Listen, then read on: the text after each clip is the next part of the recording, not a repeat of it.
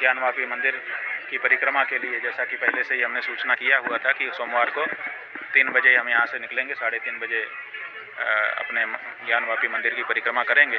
उसके लिए जब हम निकल रहे थे तो उसी समय बहुत सारे पुलिस बल ने हमको वहाँ पर रोक दिया, मठ से बाहर नहीं निकलने दिया।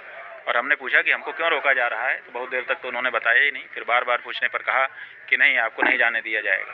तो हमने कहा कारण तो बता दो कि क्यों नहीं जाने दिया जाएगा। तो उन्होंने कहा वहाँ 144 धारा लगी हुई है। तो हमने कहा भाई 144 धारा में वहाँ पर हज़ारों दर्शनार्थी दर्शन कर रहे हैं, हज़ारों नमाज़ार्थी नमाज पढ़ रहे हैं, तब आपकी 144 धारा वहाँ पर नहीं लगती है, और हमारे वहाँ जाने से, परिक्रमा करने से आपको 144 धारा लगती है।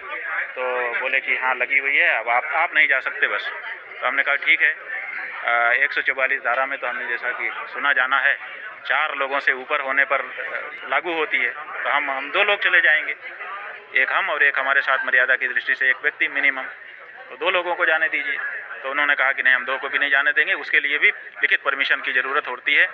144 धारा जहाँ लगी होती है वहाँ किसी को भी जाने के लिए परमिशन लिखित ज़रूरत है। तो हमने कहा ठीक है, हम वो परमिशन सीख कर देते हैं। तो अभी हम परमिशन टाइप करा रहे हैं, उसको वहाँ पर देंगे। वहाँ क्या हम इसलिए जाना चाह रहे हैं कि देखिए, आप लोगों को जानकारी है कि 1.5 साल पहले वहाँ पर भगवान शिव प्रकट हुए।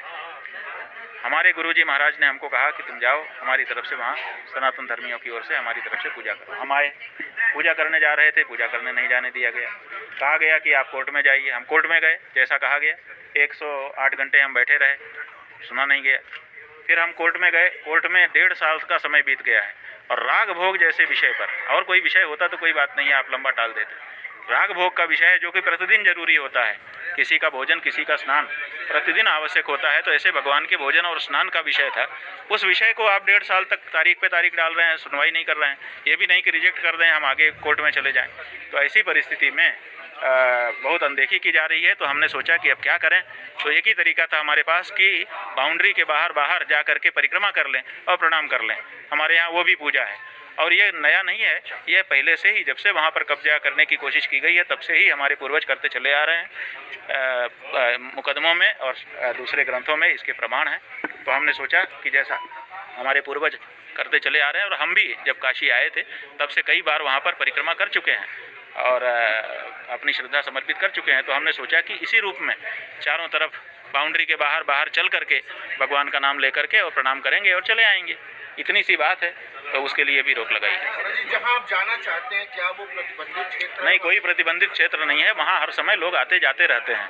कोई बाउंड्री के भीतर जाने के लिए तो हम कहीं नहीं रहे हैं। हम तो ये कह रहे हैं कि बाउंड्री के बाहर हम एक चक्कर लगा के, जिसको हम अपने धार्मिक भाषा में परिक्रमा कहते हैं, उसका पुण्य होता है हमारे यहाँ, और हम दूर से ही अपने मंदिर को भर नज़र निहार करके प्रणाम करके आना चाहते थे। इतना ही तो हमारा उद्देश्य है। और क्या क्षेत्र नहीं है, फिर क्यों अनुमति के लिए वो कह रहे हैं? अब क्यों कह रहे हैं ये तो उन्हीं से पूछिए, क्योंकि उन्होंने और कोई कारण तो बताया नहीं।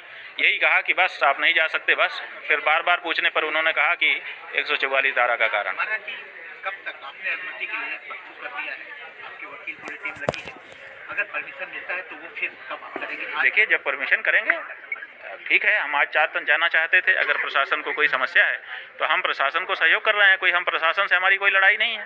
परमिशन, लेकिन हमको तो अपनी भावना की अभिव्यक्ति चाहिए, बस अपनी आस्था प्रदर्शित करना है हमको। परमिशन नहीं मिलता है। अब नहीं मिलता है तब उस समय विचार करेंगे। हम क्यों कहें कि नहीं मिलेगा, जब 144 धारा है और 144 धारा में हम 4 लोग से ज़्यादा जा ही नहीं रहे, हम तो 2 की बात कर रहे हैं मिनिमम।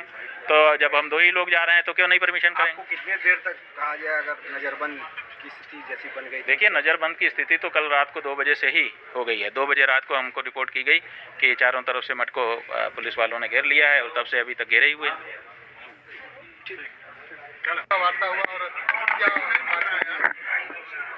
देखिए, प्रशासन से तो कोई बात